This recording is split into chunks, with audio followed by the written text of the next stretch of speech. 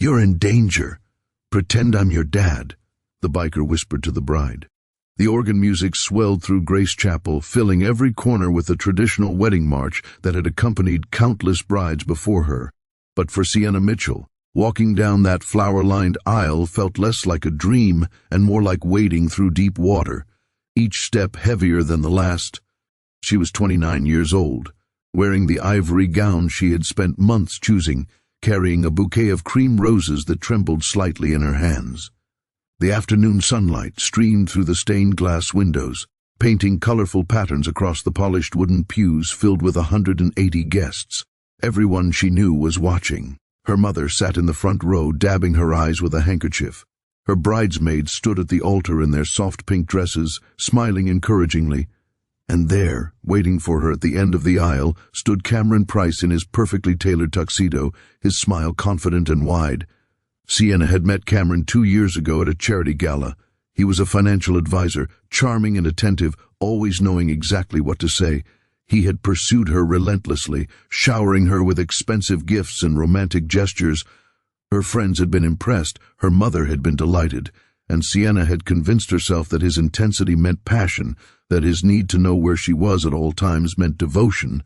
But lately, something had begun to shift. Small things at first.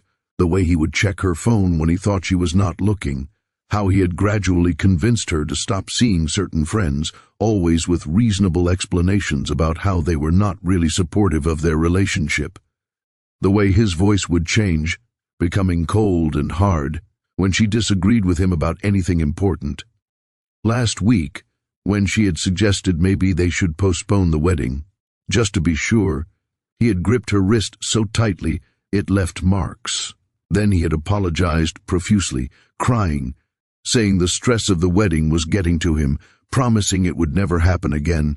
Sienna had covered the bruises with makeup and told herself it was just pre-wedding jitters. Everyone gets nervous before such a big commitment. She was halfway down the aisle when she felt it, a presence beside her, a hand, strong and unexpected, gently taking her arm. Sienna turned her head and found herself looking at a man she had never seen before in her life. He was perhaps in his early 50s, with silver-gray hair and a neatly trimmed beard. He wore a black leather vest over a dark shirt, and she could see the unmistakable patches of a motorcycle club on the leather. His arms showed tattoos that spoke of years of living hard and surviving harder. He leaned close to her ear, his voice low and urgent but somehow reassuring. "You're in danger. Pretend I'm your dad." Sienna's breath caught. The music continued. The guests stared. Time seemed to slow down. Her father had died 6 years ago suddenly from a heart attack. The empty space beside her as she walked down this aisle had been one of the hardest parts of planning this wedding. She had chosen to walk alone, unable to imagine anyone else in that sacred role. And now this stranger, this biker, was beside her, his hand steady on her arm, guiding her forward with a quiet authority that reminded her achingly of her own father. "Who are you?" she whispered, barely moving her lips. "Someone who heard something last night that made me drive 2 hours to get here," he replied quietly. "Keep walking. Smile. When we get up there, I need to tell you what I know." Every instinct told Sienna this was insane. She should stop, call for help, demand an explanation. But something in the man's eyes, a fierce protectiveness mixed with deep sadness, made her trust him. He reminded her of her father, not in looks, but in the way he carried himself. Solid, dependable, safe. At the altar, Cameron's smile had frozen on his face. His eyes were fixed on the biker, and Sienna saw something flicker there that sent ice through her veins. Not confusion or concern, but recognition and fear. The biker positioned himself slightly between Sienna and Cameron, maintaining the appearance of a father giving away his daughter. He spoke softly, just loud enough for Sienna and Cameron to hear. "My name is Frank Brennan," he said. "Last night I was at Murphy's Tavern about 50 miles from here. Your groom was there with some buddies, having what sounded like a late bachelor party. He had quite a bit to drink." Cameron's jaw clenched. "I don't know what you think you heard, but you need to leave. Now." Frank ignored him, his eyes on Sienna. He was talking about you, about how you inherited a substantial amount when your father passed, about how once you were married he would have access to all of it.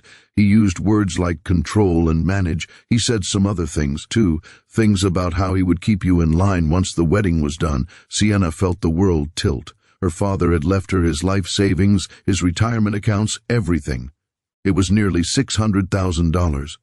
Cameron had been so supportive when she inherited it, so helpful with advice about investments and accounts. He had suggested, strongly, that they open joint accounts before the wedding to make the transition easier. "He's lying," Cameron said, his voice tight with barely controlled anger. "Sienna, this is obviously some kind of con, some crazy person trying to ruin our wedding day." But Frank reached into his vest and pulled out his phone. "I recorded part of the conversation. I wasn't sure what to do with it until I saw the wedding announcement in this morning's paper with your photo. I knew I had to try to stop this." He held the phone so only Sienna could see the screen. He pressed play, and even with the background noise of the bar, Cameron's voice came through clear and unmistakable. "She's so trusting it's pathetic," the recording said, followed by laughter.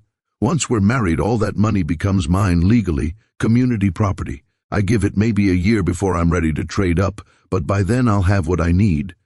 And if she makes trouble, well, I know how to handle her. She's already scared of me, even if she won't admit it." Sienna's hands began to shake so violently that her bouquet slipped from her fingers. White roses scattered across the altar steps like fallen snow. She looked up at Cameron, really looked at him for the first time in months, and suddenly saw everything with terrible clarity. The way he had isolated her from her support system, always with logical reasons. The way he had pressured her to combine their finances before the marriage. The way his charm would vanish when they were alone, replaced by cold demands and veiled threats.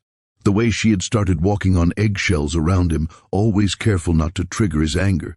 She had ignored it all because she wanted desperately to believe in the fairy tale. Because after her father died, she had felt so alone, and Cameron had seemed like the answer to that loneliness. Because she thought love meant compromising, meant trusting even when something felt wrong. "Sienna," Cameron said, reaching for her hand.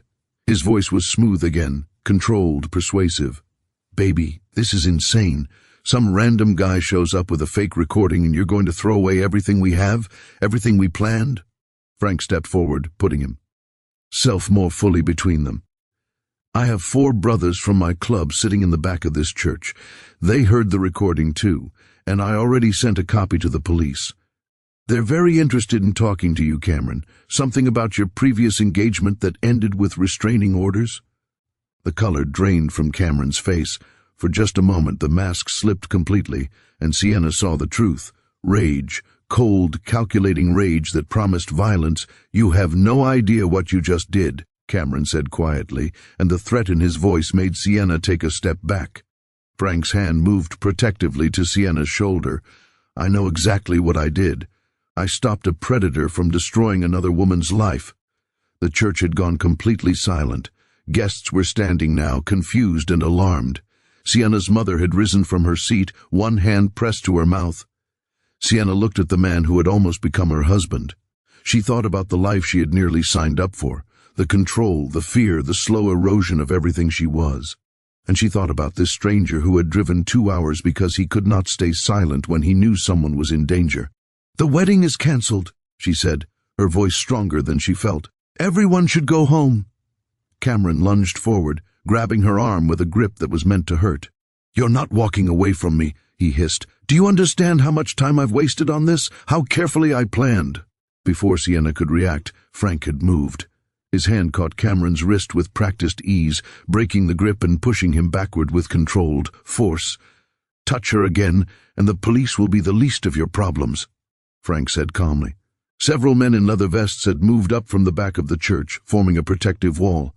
Cameron looked at them, looked at Frank, and finally, at Sienna. She saw the moment he realized he had lost. The police arrived within minutes. While they took statements and listened to the recording, Sienna sat in a back pew, still in her wedding dress, trying to process what had just happened. Her mother sat beside her, holding her hand tightly, tears streaming down her face. Frank approached them after finishing with the officers. Without the adrenaline and fear, Sienna could see the kindness in his weathered face and the deep sadness that lived in his eyes. "I don't know how to thank you," Sienna said, her voice breaking. "You saved me from making the biggest mistake of my life." Frank sat down heavily in the pew across from them. "I did what I wish someone had done for my daughter." "You have a daughter?" "Had," Frank said softly. "Lost her 9 years ago. She was 24, engaged to a man a lot like Cameron. Charming, controlling, dangerous. I tried to warn her, but he had already convinced her I was the problem, that I was just an overprotective father who could not let go. She cut me out of her life completely. 3 months after the wedding, she was gone. He said it was an accident, that she fell down the stairs, but I knew." Tears filled Sienna's eyes and spilled down her cheeks. "I'm so sorry." "Her name was Rachel," Frank continued, his voice rough with emotion. "When I heard Cameron talking last night, bragging about his plans, laughing about how easy you were to manipulate, I heard every word that man said to my daughter. Every lie, every manipulation. I could not save Rachel, but I could not let him do the same thing to you." Sienna's mother spoke up, her voice thick with gratitude. "You gave me back my daughter. I will never forget what you did today." Over the following months, as Sienna rebuilt her life and pressed charges against Cameron for assault and attempted fraud, Frank became an unexpected friend. A ND mentor. He would stop by for coffee, always respectful of her space, always ready to listen. He taught her about trusting her instincts, about recognizing the warning signs she had missed, about the difference between love and control. On what would have been her father's birthday, Sienna invited Frank to visit her father's grave with her. They stood together in the quiet cemetery, and Sienna placed flowers on the headstone. "I think Dad sent you to me," she said quietly. "I think he knew I needed someone to protect me when he could not be there." Frank's eyes filled with tears. "And maybe Rachel sent me to you, so I could do for someone else's daughter what I could not do for my own." 6 months later, Sienna had started a non-profit organization to help women recognize and escape abusive relationships. Frank volunteered as a speaker, sharing his story and Rachel's, hoping to save other families from the pain he had endured. Sometimes angels wear leather vests instead of white robes. Sometimes they appear at exactly the right moment, carrying their own grief but choosing to use it to protect others. And sometimes the family we lose sends us the family we need, in the most unexpected ways. If this story moved you, please take a moment to like and share it with someone who needs to hear this message. Subscribe to our channel for more stories of courage, redemption, and unexpected heroes.